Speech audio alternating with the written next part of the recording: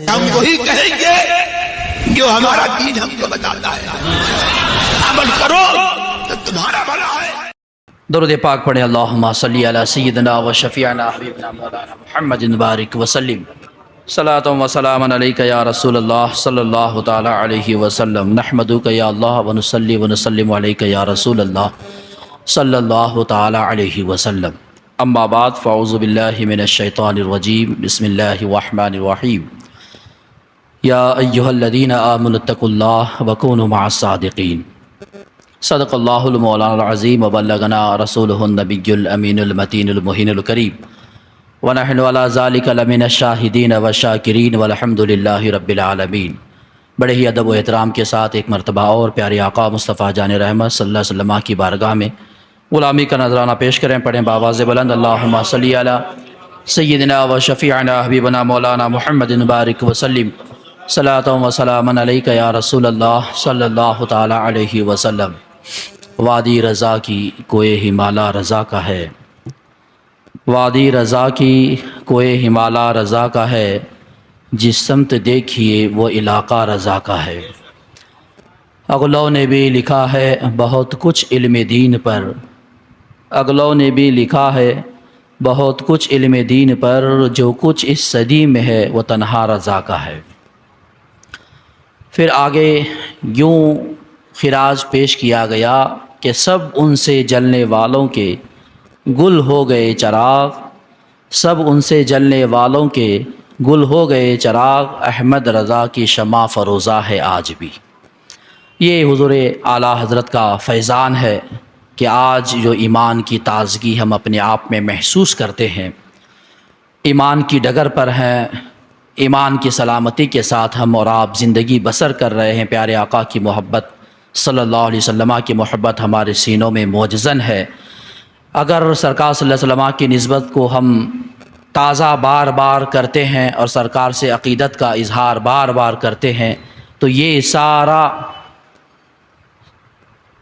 سارا کریڈٹ کہہ لیں، یہ سارا معاملہ پہنچتا ہے جس ذات کو، وہ حضور اعلیٰ حضرت کی ذات ہے۔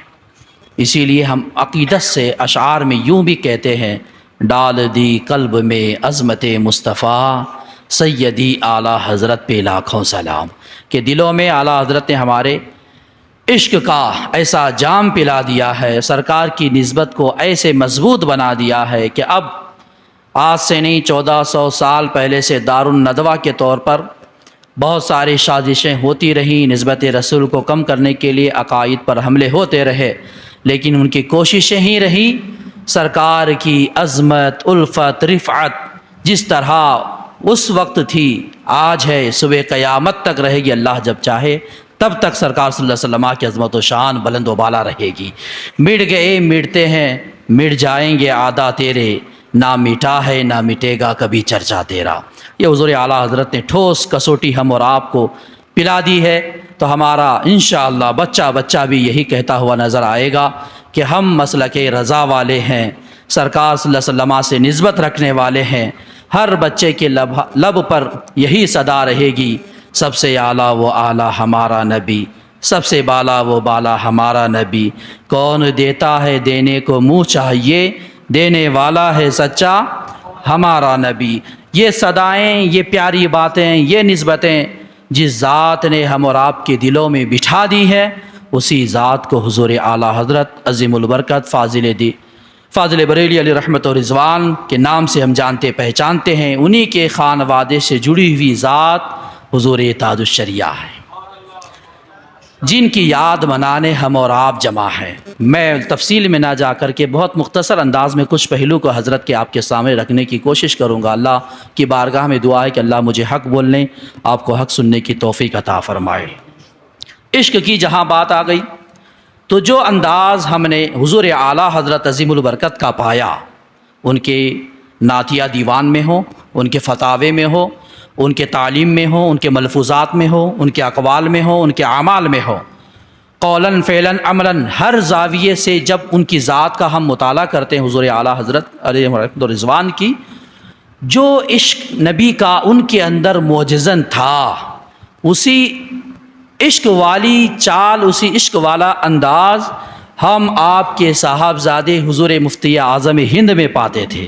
مفتی اعظم ہند مفتی اعظم عالم ہیں، پورے صرف ہندوستان کے وہ مفتی اعظم نہیں تھے بلکہ عالم اسلام کے مفتی اعظم تھے۔ سارے لوگوں نے یہ بات مانی ہے، کبھی وقت رہے گا تو انشاءاللہ اس پہ گفتگو ہوگی۔ آئیے، جو عشق اعلیٰ حضرت کا آپ کے کلام سے جھلکتا ہے وہی عشق ہم کو مفتی اعظم ہند کے کلام سے بھی ملتا ہے۔ پھر مفتی اعظم ہند کے تقوی شیاری کے جو معاملات ہیں اور جو ان کا انداز کتابوں میں اور آپ کی زندگی میں جو حضرات نے دیکھا، ان کے اقوال اور افعال سے تمام معاملات سے جھلکتا ہے، وہی کردار من و عن حضور تاج الشریعہ علیہ رحمت و رضوان کی ذات میں جھلکتا ہے۔ اب میں اس کی ایک مثال دے دوں۔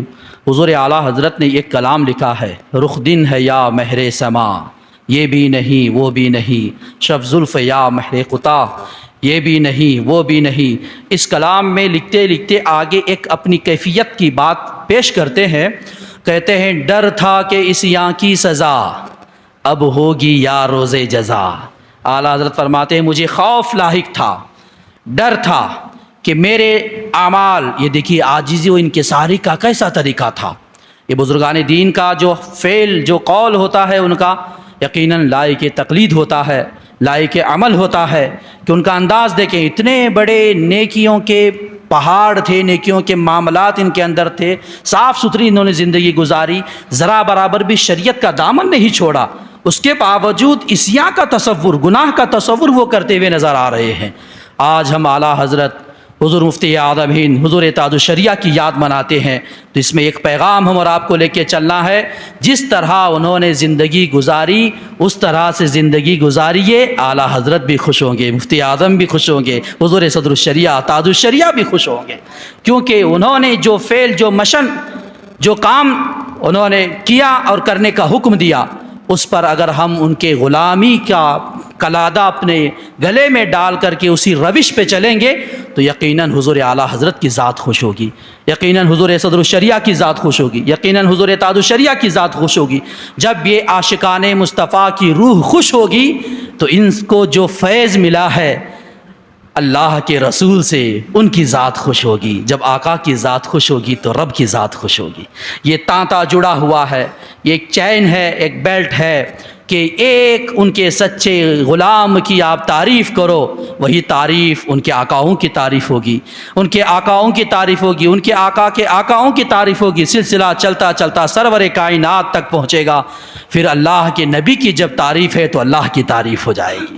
اسی لیے آئیے بات کو آگے بڑھاتے ہوئے، ورنہ تو بات دوسری طرف چلی جائے گی۔ کہا اعلیٰ حضرت نے عاجزانہ انداز سے، ڈر تھا کہ اس یاں کی سزا اب ہوگی یا روز جزا، یعنی میرے اعمال کا بدلہ کہیں مجھے دنیا ہی میں اللہ سزا نہ دے دے۔ مجھے خوف تھا کہ میرے جو اعمال ہیں، میرے جو عصیاں ہیں، میرے جو گناہ ہے، جبکہ ہم اور آپ جانتے ہیں کہ اعلیٰ حضرت کا دامن گناہ سے پاک ہے، عصیاں سے پاک ہے، اس کے باوجود عاجزانہ انداز ہے، رب کی بارگاہ میں، سرکار کی بارگاہ میں التجانہ انداز کیسا، کیا ڈر تھا کہ عصیاں کی سزا اب ہوگی یا روز جزا، یعنی یا دنیا میں ہوگی یا تو پھر آخرت میں ہوگی، اس کا خوف تھا۔ لیکن جب میں نے اپنے عشق کی، جو عشق کی لڑی سرکار تک میری پہنچتی ہے، جو نسبت سرکار تک میرا جو لگاؤ، جو نسبت پہنچتی ہے، اس کی طرف میں نے جب مخاطب ہو کر کے کہا تو ادھر سے مجھے میرے وجدان سے یہ آواز آئی کہ ڈر تھا کہ اس یاں کی سزا اب ہوگی یا روز جزا، دی ان کی رحمت نے صدا، اے احمد رضا یہ بھی نہیں وہ بھی نہیں۔ یعنی نہ دنیا میں تجھے خوف ہے نہ عقبہ میں تجھے خوف ہے، اسی لیے تو اعلیٰ حضرت برجستہ یہ انداز کہتے تھے، خوف نہ رکھ رضا ذرا تو ہے عبد مصطفیٰ، تیرے لیے امان ہے تیرے لیے امان ہے۔ یہ عشق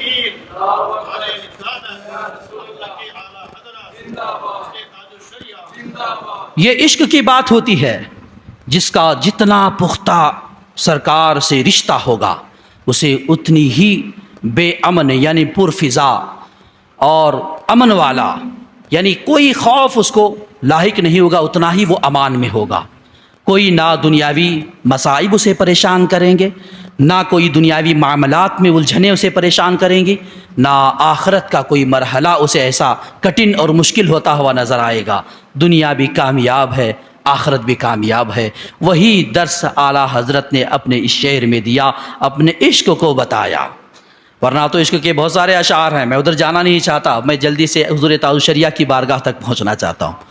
ایک جگہ پر اعلیٰ حضرت نے یہ بھی کہا تھا، اے عشق تیرے صدقے، اے عشق تیرے صدقے، جلنے سے چھٹے سستے، جو آگ بجھا دے گی، یعنی جہنم کی آگ کی طرف اشارہ تھا، جو آگ بجھا دے گی وہ آگ لگائی ہے۔ ہم نے سینوں میں عشق کی آگ لگائی ہے۔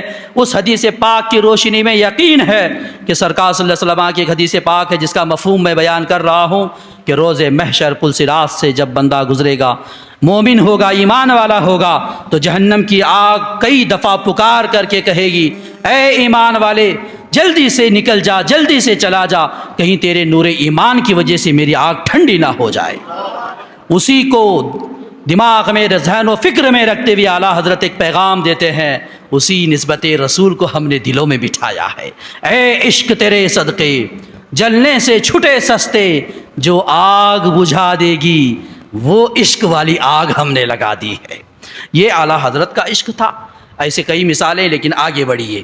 حضور مفتی اعظم ہند، مفتی اعظم عالم اسلام الشاہ مصطفیٰ رضا خان فاضل بریلی رحمت و رضوان کی جب بات آتی ہے، ان کا بھی نعتیہ دیوان اٹھا کر کے دیکھیں، ان کے اقوال، ان کے افعال، ان کے فتاوی کو چھانچیں آپ، تو آپ کو یہ بات ملتی ہوئی نظر آئے گی۔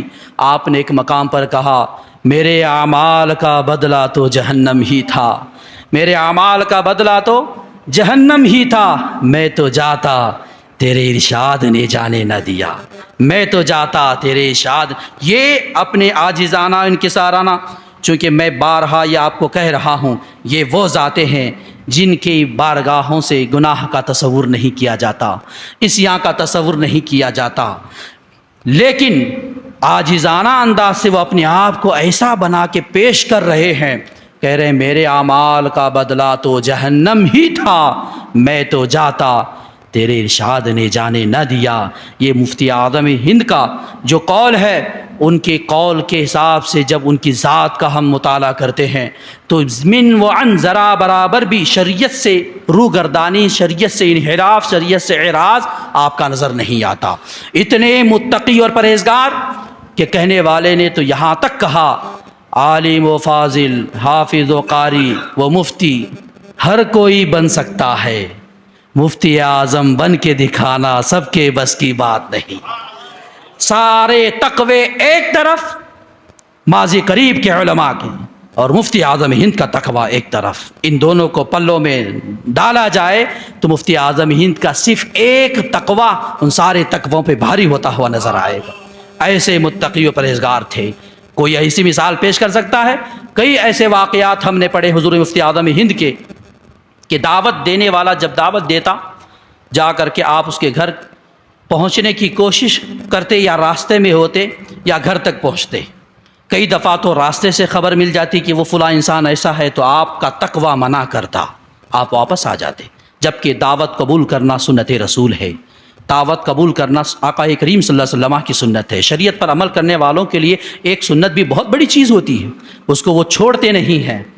ایسی مثالیں میں کئی دے سکتا ہوں، لیکن وقت بہت مختصر ہے، کہ جو اولیاء سنتوں پر چلنے والے ہوتے ہیں نا، وہ اس سنت پر ایسے کاربند ہوتے، ایسے مضبوطی سے عمل کرتے کہ اپنی جان بھی چلی جائے، اس سنت کا جو طریقہ انہوں نے پکڑا تھا وہ ان سے چھوٹ نہ پائے، اس کی انہیں فکر لائق ہوا کرتی تھی۔ رئیس اعظم اڑیسہ حضرت حضور مجاہد ملت مفتی حبیب الرحمن علیہ رحمت و رضوان کے واقعات میں آپ دیکھیں، آپ ہمیشہ نمک کی ڈبیا کو جیب میں رکھ کے چلا کرتے، نمک رکھا کرتے، نمک کھانے والا۔ جب آپ سے پوچھا گیا، حضرت معاملہ سمجھ میں نہیں آیا، آپ ہمیشہ نمک لیے گھومتے رہتے ہیں، تو ایک مرتبہ کسی نے سوال کیا تو آپ نے کہا کہ ہر کھانے سے پہلے نمک کھانا، کھانے کے بعد نمک پہ کھانے کا اختتام کرنا میرے پیارے آقا کی سنت ہے، تو میں اس سنت پر عمل کرتا ہوں۔ کہیں ایسا نہ ہو کہ میں دعوت میں چلا گیا، کہیں ایسا نہ ہو کسی اور جگہ چلا گیا، سفر میں رہا اور مجھے نمک کی حاجت ہو اور میں اس سنت پر عمل نہ کر سکوں، اس خوف سے میں نے لازم کر لیا ہے نمک کی ڈبیا میں جیب میں لے کر کے چلا کرتا ہوں۔ یہ تھا ان کا عمل، ایسی تھی وہ ذاتیں جو سنتوں پر عمل کرتی تھیں. اسی لیے تو آج ان کی محبت ہمارے دلوں میں بیٹھی ہوئی ہے. اسی لیے آج ان کی تاریخ کو ہم لوگوں کے سامنے پیش کرتے ہیں، ان کی مثالیں بیان کرتے ہیں، ان کے سوانح بیان کرتے ہیں، تاکہ لوگ ان کے نقوش پر عمل کر کے اپنی زندگی کو صاف ستھری بنائے، اپنی زندگی کو کامیاب بنائے. تو سنتوں پر ایسا عمل. جبکہ ایک مرتبہ ڈاکٹر نے کہا آپ کو ڈائبٹیز ہو گئی تھی، بیماری ہو گئی، بہت سارے معاملات ایسے، نمک سے روکنے کے لیے کہا ڈاکٹر نے کہ آپ نمک کو ترک کر دیجئے. نمک آپ کے لیے بہت زہر کی مانند ہے. اس وقت آپ کی طبیعت کے لحاظ سے نمک آپ کو نقصان پہنچائے گا. حضور مجاہد ملت کہتے ہیں میں تو اس غلام کی بارگاہ کا نمک کھاتا ہوں، مجھے کوئی بیماری کیا خوف دلا سکتی ہے، مجھے کوئی بیماری کیا ڈر دکھا سکتی ہے. برجستہ ڈاکٹروں سے یہ کہتے تھے، بڑے بڑے وہ سرجن، بڑے بڑے ماہر ڈاکٹر ہوا کرتے، ان کو یقین تھا کہ اگر اس مرض میں بندہ نمک کا استعمال کر لے تو یہ زہر کے مانند اس کے باڈی میں کام کرے گا، سرایت کرے گا. لیکن واہر عشق، سنت کی ادائیگی کا جذبہ، سنت پر پیروی کا ایسا عالم، یہ کسی کسی میں ملتا ہے، ہر کسی میں نہیں ملتا. اسی لیے انہی کسی میں ان ذاتوں کو ہم یاد کرتے ہیں. کہیں ایک طرف مفتی اعظم ہند کی ذات نظر آتی ہے، کہیں حضور مجاہد ملت کی ذات نظر آتی ہے، کہیں صدر الشریعہ کی ذات نظر آتی ہے، کہیں تاج الشریعہ کی ذات نظر آتی ہے.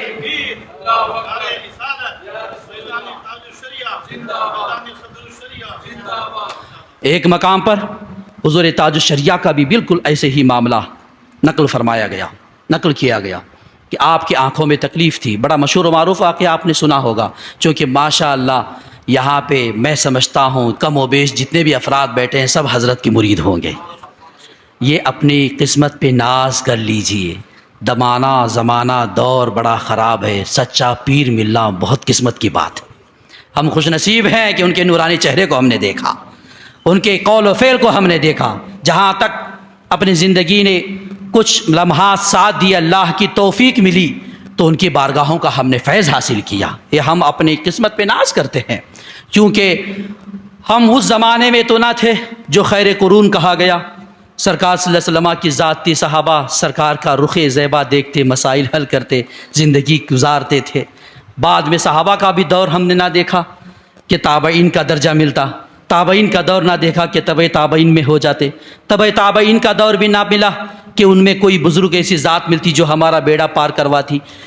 چلتے چلتے زمانہ بیتتا گیا، یہ عالم آ گیا. ایسا عالم ابھی ہے کہ آج کل متبع سنت، شریعت کا پابند پیر ملنا بھی بہت مشکل نظر آتا ہے. اسی لیے لوگوں، جس نے سرکار تاج الشریعہ کا دامن تھاما، حضور محدث کبیر کا دامن تھاما، جس نے حضور قائد ملت کا دامن تھاما، اپنے قسمت پہ وہ فخر کرے کہ اس دور میں اللہ نے توفیق دی کہ ہم سچے پیر کے دامن سے وابستہ ہو گئے ہیں.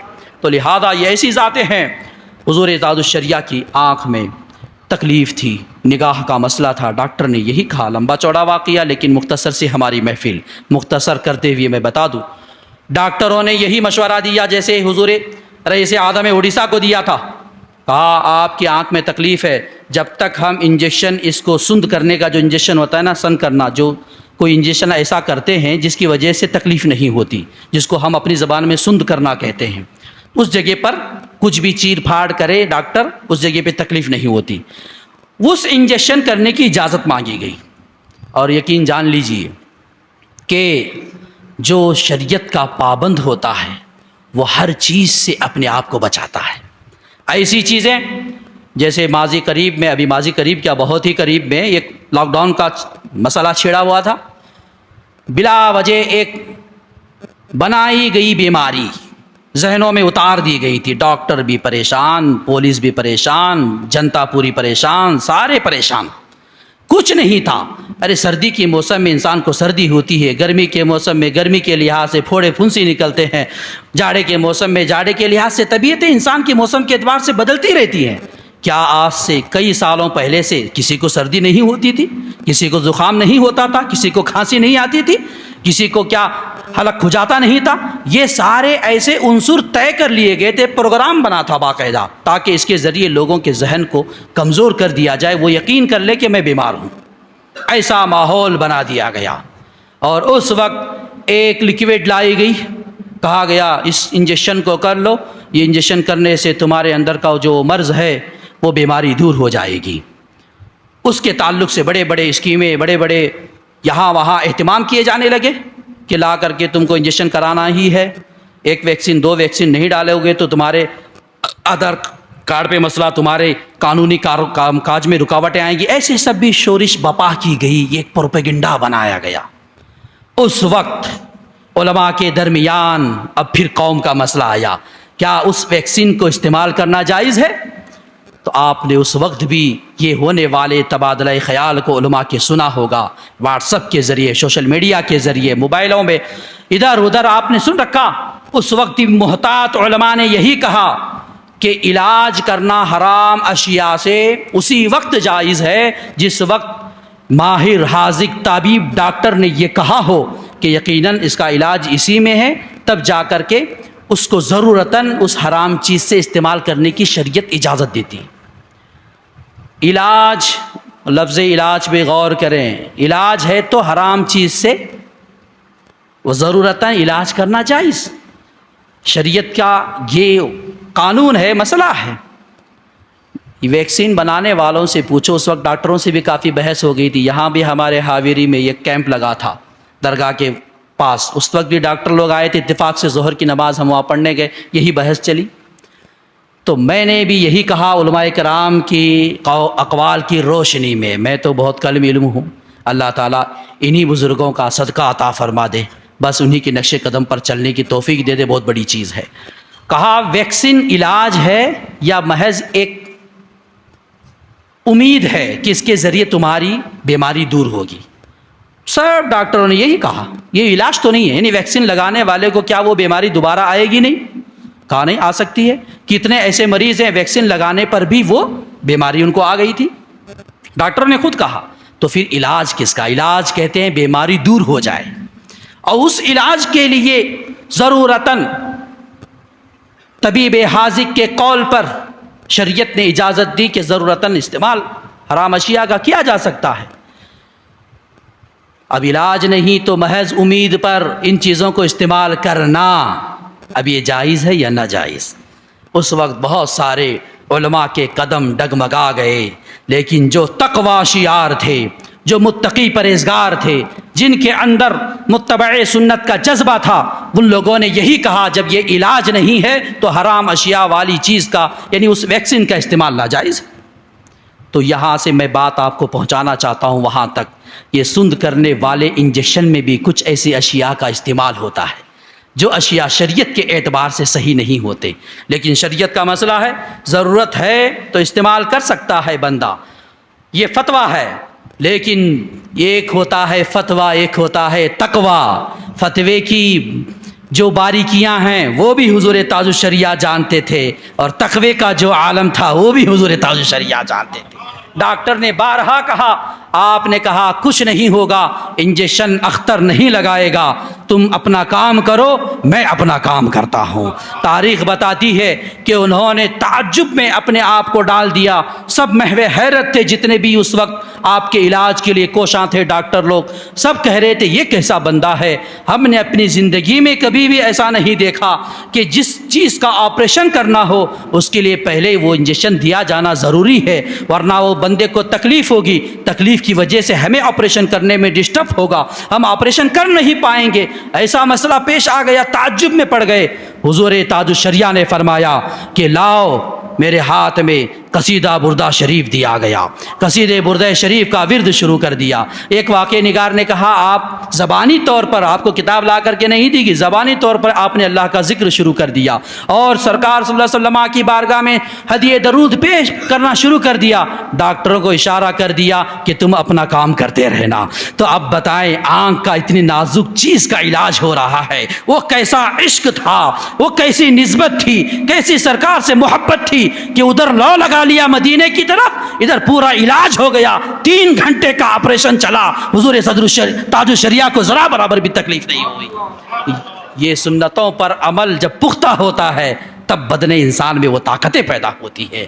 ایسے وہ متقی اور پرہیزگار تھے کہ شریعت اجازت بھی ایک طرف دے رہی ہے، اس کے باوجود آپ تقوی پر عمل کرتے ہوئے اس انجیکشن کو آپ نے استعمال نہیں فرمایا اور استعمال کرنے کی اجازت آپ نے نہیں دی. آقا پر درود پڑھتے رہے, ادھر آپریشن ہو گیا. آپ کو پتہ کیا چلا کہ یہ ایسے لوگ ہیں, ایسے تقوی والے ہیں, اسی لیے آج ہم ان کی یاد مناتے ہیں تاکہ ان محبوبوں کی یاد کے صدقے میں اللہ ہمارے گناہوں کو معاف فرما دے, ہماری بخشش فرما دے, ہمارے درجات میں بلندیاں فرما دے. تو حضور اعلیٰ حضرت سے لے کر کے یہ عشق کا معاملہ حضور مفتی اعظم ہند میں, حضور مفتی اعظم ہند سے چلا حضور تاج الشریعہ میں. اب ذرا دیوانے تاج الشریعہ کو بھی دیکھو, ان کا بھی نعتیانہ انداز دیکھو, ان کے بھی اقوال و افعال دیکھو, ان کے بھی فتاوے کو چھانچو, تو آپ کو وہی طرز جو عشق کا اعلیٰ حضرت میں نظر آتا تھا وہی مفتی اعظم ہند میں نظر آیا, وہی مفتی اعظم ہند کا جلوہ حضور تاج الشریعہ میں نظر آیا. آپ کہتے ہیں مجھے کیا فکر ہو اختر, میرے یاور ہے وہ یاور, بلاؤں کو جو میری خود گرفتارے بلا کر دے. سبحان اللہ, یہ ایسا عشق تھا ان کے اندر, ایسا جذبہ تھا, اسی نسبت رسول نے آج تاج الشریعہ بنا دیا ہے. سبوں پہ محبت چھائی پڑی ہے, سبوں کے دلوں میں راج کرتے ہیں, سبوں کے ذہن و فکر میں ان کا نام پیوست ہے.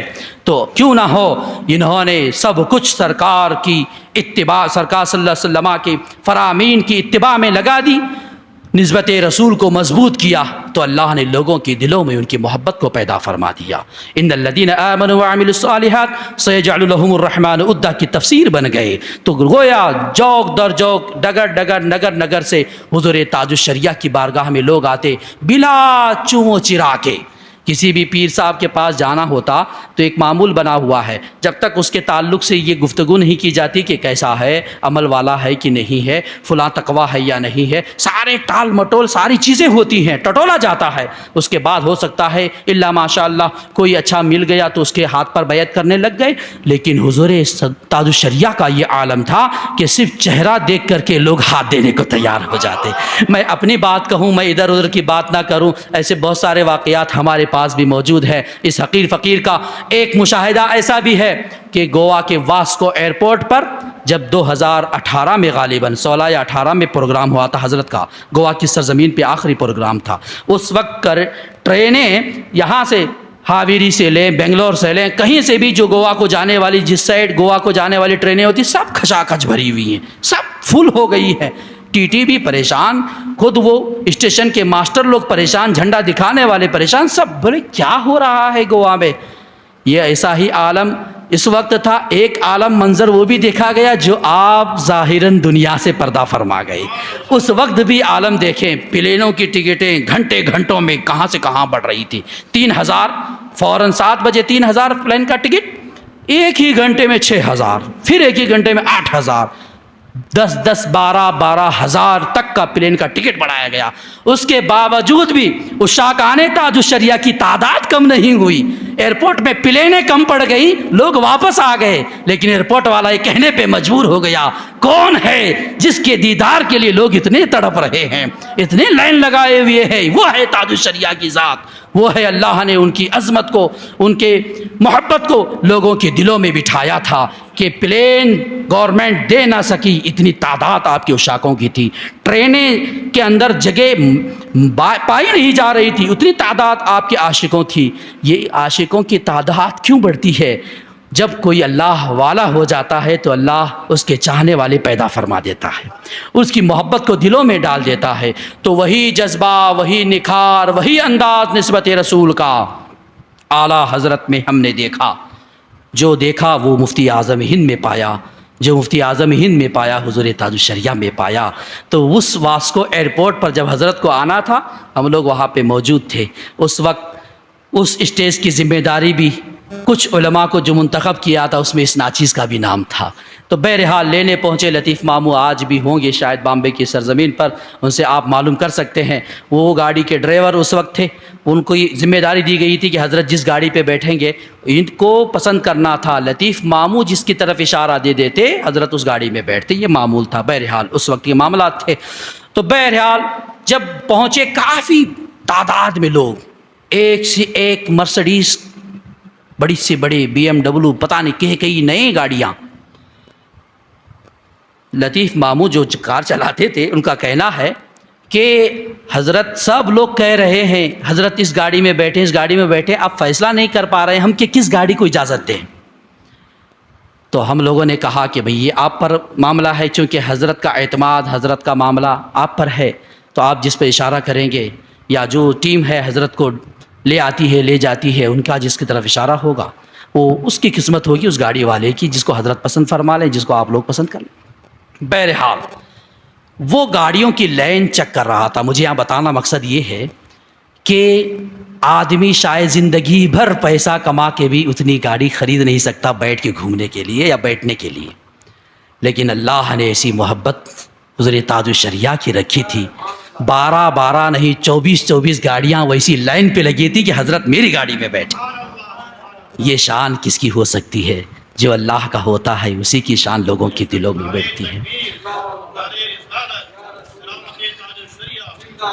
اس وقت ہم نے دیکھا تو ان کی یہ خواہش تھی، ان کی بھی لطف کی بات، لطیف ماموں لطیف، اس میں لطف کا معنی پایا جاتا ہے۔ اسی سے ایک بات میں آپ کو کہہ دوں، وہ کہہ رہے تھے حضرت کم سے کم ان گاڑیوں کو چیک تو کر لوں۔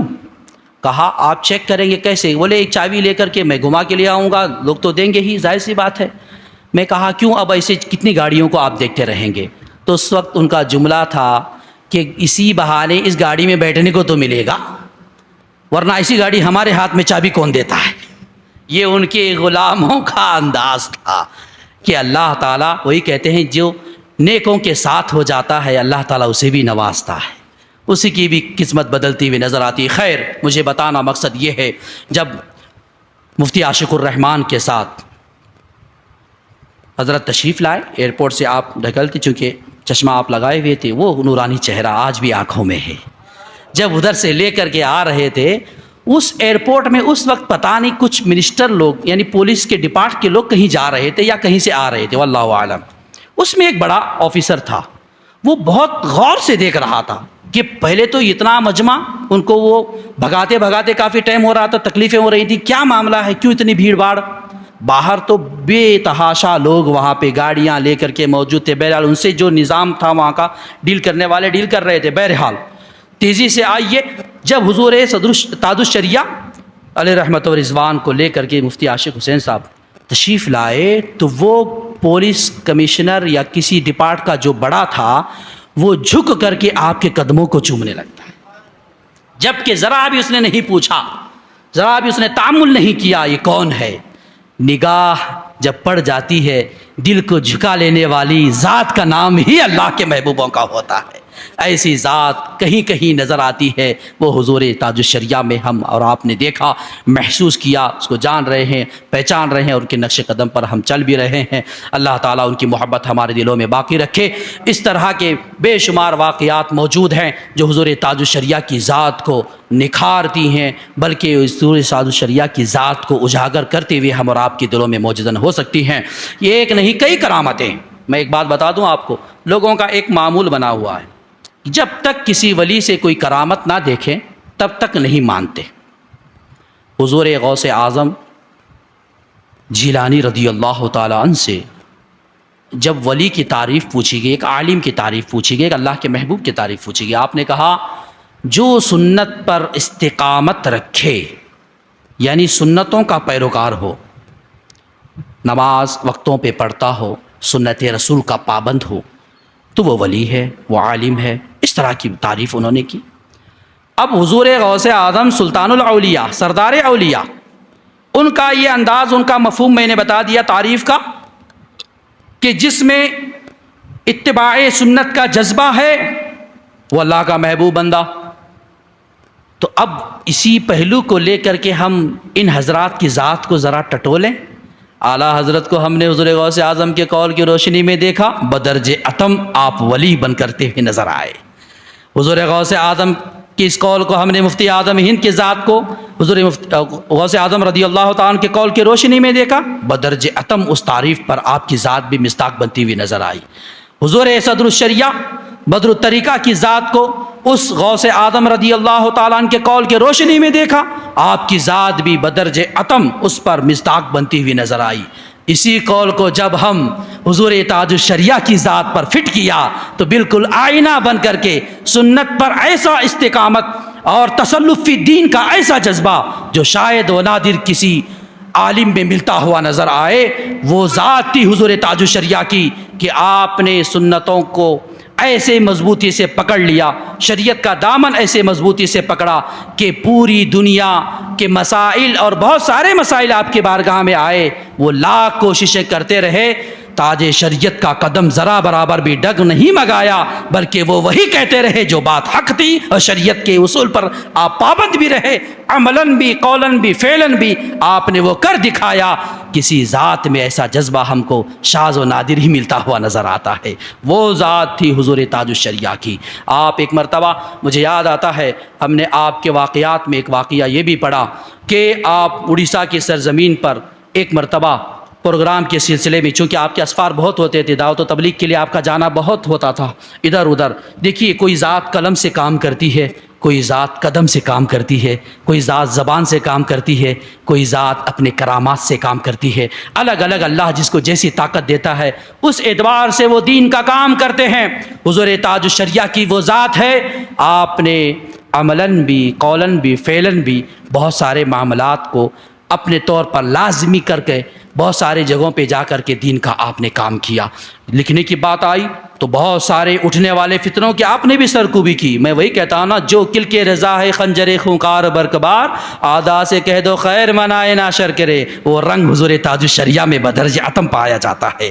جب فَبِأَيِّهِمْ اقْتَدَيْتُمْ اهْتَدَيْتُمْ الصحابہ كالنجوم فَبِأَيِّهِمْ اقْتَدَيْتُمْ اهْتَدَيْتُمْ، اس حدیث پر اعتراض ہوا کہ یہ حدیث موضوع ہے، یہ حدیث صحیح نہیں ہے، یہ حدیث ضعیف ہے، اس کے اسناد پر، اس کے متن پر وغیرہ وغیرہ۔ جب اس حدیث پر گفتگو کی گئی تو آپ نے مکمل ایک رسالے کی شکل میں ایک کتابچہ تیار فرما دیا حضور تاج الشریعہ نے، اور اس حدیث کے درجے کو، درجے حسن کو، اس کے صحیح سند ہونے کو، اس کے تمام معاملات کو اجاگر کر دیا۔ جو موضوع ہونے کی باتیں بہت سارے علماء کی جانب سے آ رہی تھی، ان کے لیے سیف رضا بن کر کے تاج الشریعہ کھڑے ہو گئے تھے۔ تو ایسا ایک نہیں، کئی کارنامے آپ نے بھی انجام دیے ہیں۔ ایک حدیث تھی جس کا مفہوم یہ ہے کہ میری امت میں سرکار نے فرمایا 73 فرقے ہوں گے، جس میں سے ایک فرقہ ناجی ہوگا، ایک فرقہ جنت میں جائے گا، باقی جہنم میں جائیں گے۔ اب علماء کے درمیان یہ حدیث محل بحث بن گئی۔ بحث کرنے والوں نے کہا یہ علمی مسئلہ ہے، میں کوشش کر رہا ہوں، ہو سکتا ہے آپ کے دماغ میں بیٹھ جائے، موٹی بات میں رکھنا چاہتا ہوں، گہرائی میں نہیں جانا چاہتا۔ دخول فی النار یعنی جہنم میں کیا ہمیشہ طور پر وہ رہیں گے یا صرف جا کر کے آنا ہوگا؟ جیسے ایمان والا ہے، ہو سکتا ہے اس کے پاس ساتھ گناہ بھی ہو، کسی گناہ کا وہ مرتکب ہو، تو وہ بعد وفات جب اس کے مسائل ہوں گے، روز محشر کے عالم کا معاملہ ہوگا، بہرحال تو اس پر یہ کہا گیا، کتابوں میں یہ مرقوم ہے کہ اس کی سزا بھگتنے کے لیے اسے وقتی طور پہ جہنم میں ڈالا جائے گا، پھر ایمان کی وجہ سے بخشا جائے گا۔ جانا تو ہوا لیکن ایمان کی وجہ سے نکلنا ہوا۔ ٹھیک ہے، یہ علمی بات ہے، تھوڑا سمجھنے کی کوشش کریں، قریب کریں اپنے ذہن کو۔ خلود فی النار اس حدیث پر کہ یہ 73 فرقے جہنم میں جائیں گے، تو کیا ہمیشہ جہنم میں جائیں گے یا صرف داخل ہو کر کے باہر نکلیں گے، سزا بھگت کر کے باہر نکلیں گے؟ بہت سارے لوگوں کا موقف یہ ٹھہرا کہ وہ ہمیشہ اس میں نہیں رہیں گے۔ تو کتابیں میں بہت سارے لوگوں نے تصنیف کی، بہت سارے معاملات۔ حضور تاج الشریعہ کا قلم اٹھا تو انہوں نے اس حدیث پر ایسی منقع مصفہ ایسی بحث کی کہ سارے شکوک و شبہات کو آپ نے رد کر دیا۔ اس کا رد بلیغ کرتے ہوئے آپ نے ثابت کیا کہ 73 فرقے یہ ہمیشہ جہنم میں جائیں گے، چونکہ جب ان کا ایمان ہی نہیں ہے تو وہ کافر کی طرح ہو گئے، کافر ہمیشہ جہنم میں جائے گا، تو لہذا وہاں جا کر کے پھر آنے کا معاملہ نہیں رہے گا۔ اس حدیث میں جو کہا گیا کلہم فی النار، اس کا مطلب ہے وہ ہمیشہ جہنم میں رہیں گے۔ یہ اس معاملے کو، اس گتھی کو کس ذات نے سلجھایا؟ یہ وقتی طور پہ ماضی قریب میں بہت تیزی کے ساتھ یہ فتنہ اٹھ رہا تھا، اس کی سرکوبی کی حضور تاج الشریعہ نے، اس کے برجستہ اپنے علم کے زور پر اس کا جواب دیا، اور ایک باقاعدہ رسالہ لکھ کر کے پورے منقع مصفہ انداز سے سارے لوگوں کے ذہن سے اس چیز کو دور فرما دیا۔ اس طرح ایک نہیں کئی مسائل ہیں حضور تاج الشریعہ نے قوم کی رہبری کی ہے، قوم کی رہنمائی کی ہے۔ اسی لیے ہم کہتے ہیں کل کے رضا ہے خنجرے خونخوار برقبار، اعداء سے کہہ دو خیر منائے نہ شر کرے۔ حضور تاج الشریعہ کا بھی مزاج ایسے ہی تھا۔ بات پوری کر دوں، اڑیسہ کی سرزمین پر آپ پہنچے، وہاں کے اطراف میں ایک پروگرام طے تھا۔ وہاں کا معاملہ ایسے تھا، ظاہر سی بات ہے ہر جگہ پہ اللہ کے نیک بندے مجذوب ہوا کرتے ہیں، مجذوبوں کی کیفیتیں الگ ہوتی ہیں، دیکھنے والے دیکھ کر کے ان پہ الگ الگ فتویٰ لگا دیتے ہیں، لیکن مجذوب کو چھیڑنا نہیں چاہیے، چونکہ وہ جس نگاہ سے اللہ کو دیکھ رہا ہے، اللہ کی بارگاہ میں لو لگایا ہے، ہم اور آپ اس تک نہیں پہنچ سکتے۔ ہاں ایک ولی ہی ولی کو پہچان سکتا ہے، ولی را ولی می شناشت۔ اب آئیے ذرا غور کریں، حضور اعلیٰ حضرت کے دور میں بھی بہت سارے مجذوب تھے، میں نے کئی جمعہ آپ کو بہت ساری چیزیں بتا دی ہیں۔ حضور مفتی اعظم ہند کے بھی دور میں بہت سارے مجذوب رہا کرتے تھے، صرف اشارے میں بات ہوتی تھی۔ ایک مرتبہ حضور مفتی اعظم ہند کا ایسے ہی واقعہ ہے، کچھ لوگ پیلی بھیت کی طرف سے بریلی شریف تشریف لا رہے تھے حضور مفتی اعظم ہند سے ملنے کے لیے، تو راستے میں ایک مجذوب پڑتے تھے، پاگل انداز سے وہ رہتے تھے، کپڑے پھٹے پرانے، بلکہ اس مجذوب کا یہ عالم تھا، واقعہ نگاروں نے اس بات کو نقل کیا کہ صرف ایک تہبند تھی، بقیہ سارا معاملہ ننگا، ایک درخت کے نیچے بیٹھا کرتے تھے۔ تو جب یہ بات آئی، لوگ جا رہے تھے تو راستے میں ملاقات ہو گئی، تو انہوں نے کہا کہ وہاں جا رہے ہو، کس کے یہاں جا رہے ہو؟ بہرحال بات چیت کے بعد مجذوب نے کہا کہ میرا ایک پیغام اس عالم کو پہنچا دینا، بریلی میں جو عالم ہے نا اس عالم کو پہنچا دینا، میرا ایک پیغام ہے۔ لوگوں نے کہا کیا ہے پیغام؟ لے آؤ۔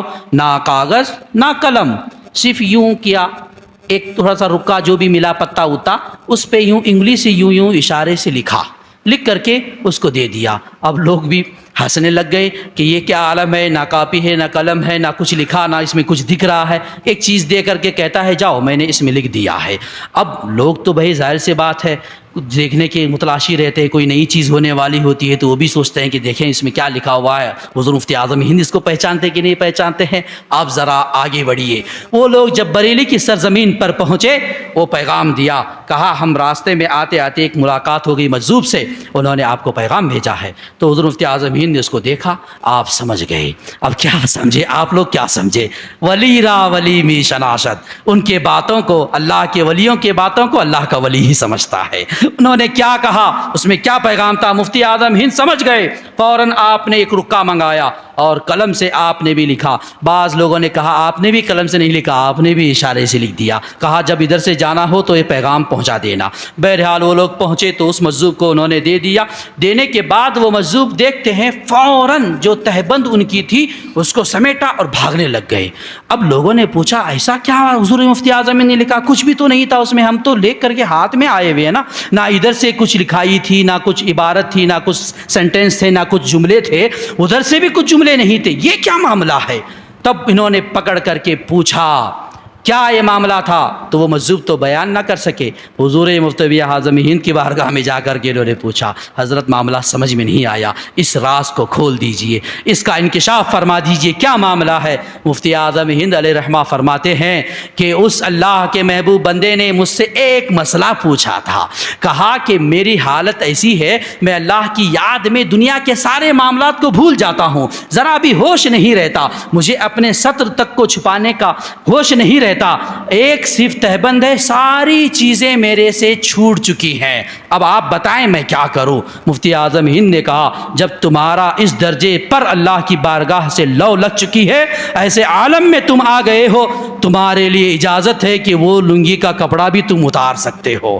تو پتہ چلا ایسی بات تھی کہ جب مجذوب کی جذب کی کیفیت بدرجہ اتم ہو جاتی ہے، شریعت کا قلم اڑ جاتا ہے، شریعت کے احکام بدل جاتے ہیں، اس کے احکام الگ ہو جاتے ہیں، اسی لیے ولی کو ولی پہچانتا ہے۔ وہ مجذوب مفتی اعظم ہند کو جان رہے تھے، مفتی اعظم ہند اس مجذوب کو جان رہے تھے۔ اب ایسے ہی آئیے انہی کی بارگاہ سے فیض یافتہ، چونکہ حضور مفتی اعظم ہند نے حضور تاج الشریعہ کو کہا تھا نا، جب مصر سے آئے ہوئے تھے ٹرین سے اترے، کہا چہرے حضور تاج الشریعہ کو دیکھ کر کے مفتی اعظم ہند نے کہا میرا اختر مصر سے آیا، مصری نہیں بنا، ازہری بن کر کے آیا۔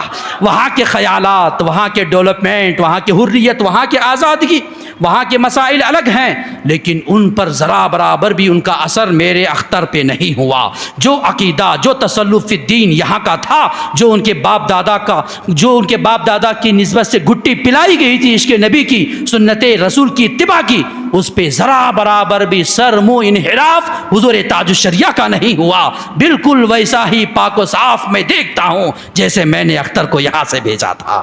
تو مفتی اعظم ہند جس پہ ناز کر رہے ہیں، آج لنگری اٹھانے والے بڑی بڑی باتیں کرتے ہوئے نظر آتے ہیں۔ تقوی کے جو مالک ہیں وہ کہتے ہیں یہ صاف ذات ہے، یہ اعلیٰ ذات ہے، ان کا نمایاں کردار ہے، ان کی تعریفیں کے پل باندھتے ہیں۔ بعض دفعہ کہتے ہیں اختر میاں اب میرے معاملات ایسے ہیں، قوم آ گئی ہے، وقت فرصت نہیں ملتا، اس لیے فتاوی نویسی کے جو معاملات ہیں، ایک موقع پر حضور مفتی اعظم ہند نے حضور تاج الشریعہ کو بلا کر کے کہا یہ سارے مسائل آپ حل کرو، اس کی ذمہ داری آپ قبول کرو۔ تو جو علم کا پہاڑ ہے، وہ علم کی جو اتنی بڑی مسند ہے اور اتنے بڑے معاملات ہیں، وہ کسی کو سپرد کر رہا ہے، تو کیا ان کی ذات نہیں جان رہی تھی کہ اس مسند کے یہ لائق ہے یا نہیں، اس مسند کو سنبھال سکیں گے یا نہیں؟ یقیناً وہ لائق تھے، حضور مفتی اعظم ہند کے وہ منتخب شدہ تھے، اور حضور مفتی اعظم ہند کی ذات جان رہی تھی کہ میرے اختر میں اللہ نے وہ کوالٹیاں پیدا فرما دی ہیں، وہ صفات کا وہ حامل ہے کہ یہ عظیم جو ایک منصب ہے، اس منصب کو کما حق ہوا ادا کریں گے۔ یہ ہے حضور تاج الشریعہ کی ذات۔ تو آج یہ بات کو پوری کریں کہ وہاں پر ایک مجذوب رہا کرتے تھے اڑیسہ کی سرزمین پر، اطراف و اکناف میں۔ وہاں پہ اس مجذوب جو تھے ان کی موت ہو گئی۔ حضرت کا پروگرام تھا، لوگوں نے آ کر کے کہا کہ ایسا تھا، ایک اللہ کے بندے تھے، ان کے معاملات ایسے تھے، بہت پوری ان کی روداد وغیرہ سب سنائی، اور کہا معاملہ یہ ہے کہ ان کی وفات کے وقت پیر ہاتھ سکڑ گئے ہیں، یعنی ایسے انہوں نے ہاتھ کر لیا، پیر کو بھی ایسے چمٹا لیا ہے، اب ہمارے لیے غسل دینے کے مسائل، تہجیز کے مسائل، تکفین کے مسائل، یہ سارے معاملات میں ہم کو دشواری ہو رہی ہے۔ اب اس کا مسئلہ کیا ہے حضرت بتا دیں، کیا اسی پوزیشن پر ان کو غسل دیا جائے، یا پھر ان کے ہاتھ کو ایسے کرنے کا مطلب یہ کہ زبردستی کرنا پڑے گا، ہو سکتا ہے ٹوٹ بھی جائے، ہو سکتا ہے تکلیف بھی پہنچے، تو کیا مسئلہ ہے؟ یہ مسئلہ پوچھنے کے لیے گئے، حضور تاج الشریعہ نے کہا وہ کہاں ہیں، چلو مجھ کو لے چلو۔ سبحان اللہ، وہ کہاں ہیں، چلو مجھے لے چلو۔ تاریخ میں واقعہ لکھا ہوا ہے، آپ چاہیں تو میں اس کا پروف آپ کو دے سکتا ہوں۔ کہا کہ پہنچاؤ کہاں ہیں، وہاں حضور تاج الشریعہ کو لے جایا گیا، ان کے کان میں بس آپ نے کچھ کہا، کان میں دھیرے سے کچھ کہا، کیا کہا اس کا راز بعد میں کھلے گا۔ جیسے ہی کہہ کر کے حضرت پیچھے ہٹے، ہاتھ صحیح ہو گئے، پیر صحیح ہو گئے، پورا بدن صحیح ہو گیا۔ اب لوگ اچنبے میں ہو گئے، کیا معاملہ ہے، یہ تو وفات پا چکے ہیں، ان کی روح قبض ہو چکی ہے، یہ کان میں انہوں نے کیا کہا، انہوں نے کیسے سنا؟ جبکہ عام تصور یہ ہے کہ یہ تو مردہ ہو چکے ہیں، یہ تو سنتے نہیں ہماری بات، پھر انہوں نے کیسے سنا، انہوں نے کیا کہا؟ بڑا حیران کن معاملہ ہو گیا، سارے لوگ پریشان۔ پوچھا حضور تاج الشریعہ سے، حضرت بتا کر کے جائیں، نہیں تو تشنگی باقی رہے گی، بتا کر کے جائیں کیا راز کی بات ہے، کیا آپ نے کہا، کوئی آیت پڑھی، کچھ دم کیا، کچھ وظیفہ، کیا آپ نے پڑھا؟ حضور تاج الشریعہ فرماتے ہیں لوگوں میں نے کچھ نہیں پڑھا، نہ قرآن کی آیت پڑھی، نہ حدیث مبارکہ پڑھا، نہ کوئی اور چیز عبارت پڑھ کے ان کے کان میں پھونکی، بس یہ کہا کہ میاں میں اختر ہوں، تمہاری نماز جنازہ پڑھا کر کے جاؤں گا۔ یہاں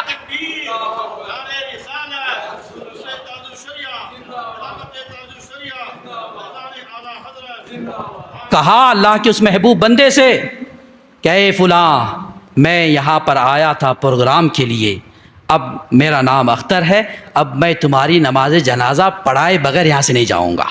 جب یہ بات کہی تو اللہ کے ولی نے ہاتھ بھی سیدھے کر دیے، پیر بھی سیدھے کر دیے۔ یہ ہے ولی کو ولی پہچانتا ہے، جو جانتا ہے وہ مانتا بھی ہے، ان کی بارگاہ میں خراج عقیدت پیش بھی کرتا ہے۔ وہ نادان ہیں لوگ جو اتنی بڑی بڑی پاک پوتر ذاتوں پر انگلیاں اٹھاتے ہیں، باتیں کرتے ہیں۔ اللہ سب کو عقل سلیم عطا فرمائے، ان بزرگوں سے سچی محبت عطا فرمائے، ان کے دامن سے ہم سب کو وابستہ رکھے اور ان کے فیوز و برکات سے ہم سب کو مالا مال فرمائے۔ وآخر دعوانا الحمدللہ رب العالمین۔ السلام علیکم ورحمۃ اللہ تعالیٰ۔